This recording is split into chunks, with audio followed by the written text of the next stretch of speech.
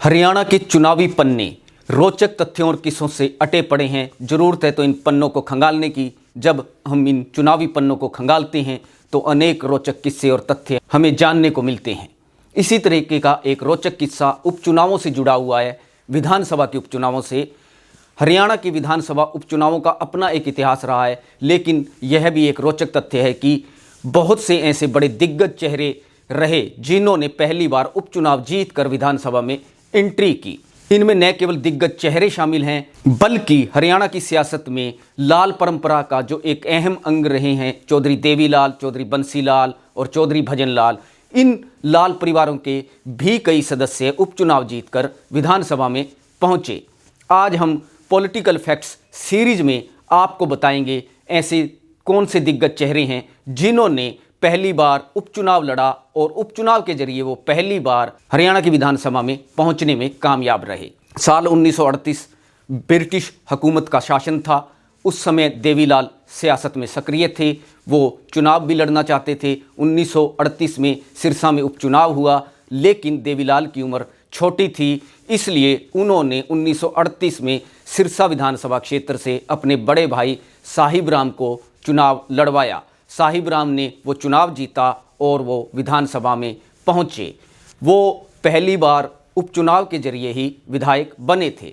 इसके बाद 1970 में ओम प्रकाश चौटाला, जो हरियाणा के 5 बार मुख्यमंत्री रहे हैं, उन्होंने एलनाबाद उपचुनाव से जीत दर्ज की। और आपको बता दें कि 1970 में वो पहली बार विधायक बने और वो भी उपचुनाव जीतकर विधायक बने थे।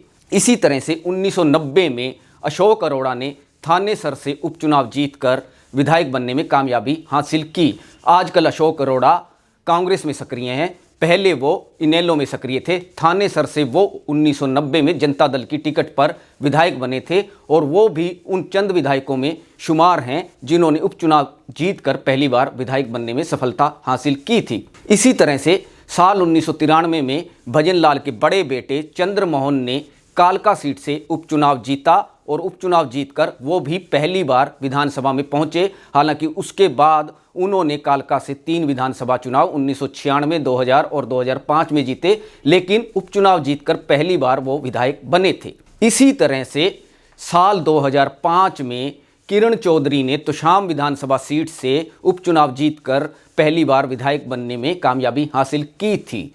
उसी दौरान 2005 में ही यह चुनाव जून 2005 में हुआ था।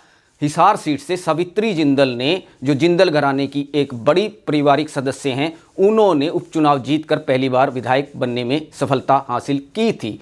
आपको तोशाम और हिसार के उस उपचुनाव की एक दिलचस्प कहानी भी हम इसमें बता देते हैं। किरण चौधरी ने तोशाम के उपचुनाव में, जो जून 2005 में हुआ था, क्योंकि उनके पति की जो है 2005 में एक विमान हादसे में मौत हो गई थी। किरण चौधरी ने उस उपचुनाव में सहानुभूति की इतनी लहर थी तोशाम की जनता की कि उनको 99.37% वोट मिले थे और उनके प्रतिद्वंदी निर्दलीय उम्मीदवार मंगल सिंह को महज 338 वोट मिले थे। आज भी सबसे अधिक मत प्रतिशत हासिल करने का रिकॉर्ड किरण चौधरी के नाम है। इसी तरह से हिसार सीट से उपचुनाव की नौबत तब आई थी क्योंकि सुरेंद्र सिंह के साथ ओम प्रकाश जिंदल, जो सावित्री जिंदल के पति थे, उनकी भी विमान हादसे में मौत हो गई थी।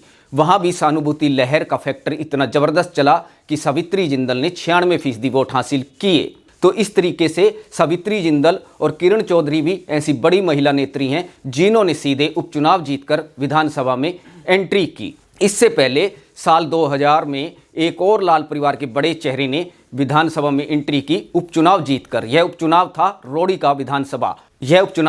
विधानसभा क्षेत्र का। ओम प्रकाश चौटाला ने रोड़ी सीट से त्यागपत्र दे दिया था क्योंकि वो नरवाना से भी विधायक थे, 2 सीटें नहीं रख सकते थे, वो मुख्यमंत्री भी बन गए थे, इसलिए उन्होंने वहां से त्यागपत्र दे दिया और उनके छोटे बेटे अभय सिंह चौटाला ने रोड़ी का विधानसभा उपचुनाव लड़ा। उस उपचुनाव में भी अभय सिंह चौटाला को जबरदस्त समर्थन मिला और उन्होंने करीब 95% वोट हासिल करते हुए जीत दर्ज की। और लाल परिवार के यह भी एक तीसरे ऐसे सदस्य रहे जिन्होंने उपचुनाव के जरिए पहली बार विधायक बनने का सफर तय किया। इसी प्रकार से लाल परिवार के एक और सदस्य कुलदीप बिश्नोई ने 1998 में आदमपुर से उपचुनाव में जीत दर्ज की। भजनलाल के छोटे बेटे कुलदीप बिश्नोई ने भी उपचुनाव में ही जीत दर्ज कर विधानसभा में एंट्री की। इतना ही नहीं, क्योंकि साल 2011 में भी आदमपुर का उपचुनाव हुआ था। इस आदमपुर उपचुनाव की नौबत इसलिए आई थी क्योंकि हिसार सीट से भजनलाल सांसद थे। 2011 में उनकी मौत हो जाती है और अक्टूबर 2011 में कुलदीप बिश्नोई जो हैं वो हिसार से सांसद बनते हैं।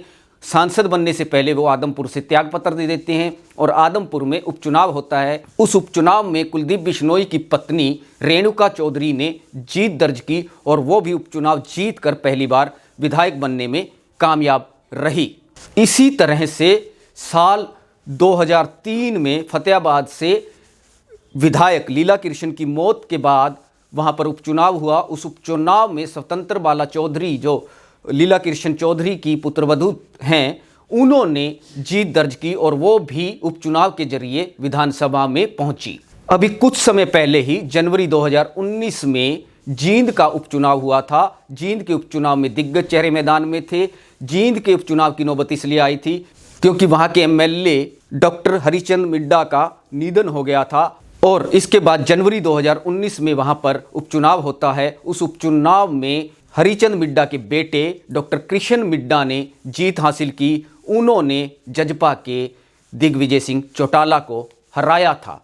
इसी प्रकार से अभी कुछ महीने पहले ही नवंबर 2020 में बड़ौदा में बाई इलेक्शन हुआ और उस उपचुनाव में इंदु राज नरवाल, जो कांग्रेस के कैंडिडेट थे, उन्होंने भारतीय जनता पार्टी के योगेश्वर दत्त को पराजित कर पहली बार विधायक बनने का सफ़र तय किया। तो आप देख सकते हैं कि हरियाणा की राजनीति में ऐसे बहुत से मौके आए जब नए लोगों ने उपचुनाव जीता और बहुत से बड़े दिग्गज चेहरों ने भी उपचुनाव के जरिए ही सियासत में एंट्री की और विधायक बनने में कामयाबी हासिल की। इनमें जहां ओम प्रकाश चौटाला के बेटे अभय सिंह चौटाला का नाम शुमार है, तो भजनलाल के बेटे कुलदीप बिश्नोई, चंद्रमोहन बिश्नोई और उनकी पुत्रवधू रेणुका बिश्नोई का भी नाम शामिल है। इसी तरह से जिंदल घराने से सावित्री जिंदल, तो बंसीलाल की पुत्रवधू किरण चौधरी का भी नाम शामिल है। पॉलिटिकल फैक्ट सीरीज में हम आपको हरियाणा के सियासी किस्सों और तथ्यों के बारे में इसी तरह की रोचक जानकारी देखते रहेंगे। देखते रहिए रिपब्लिक हरियाणा।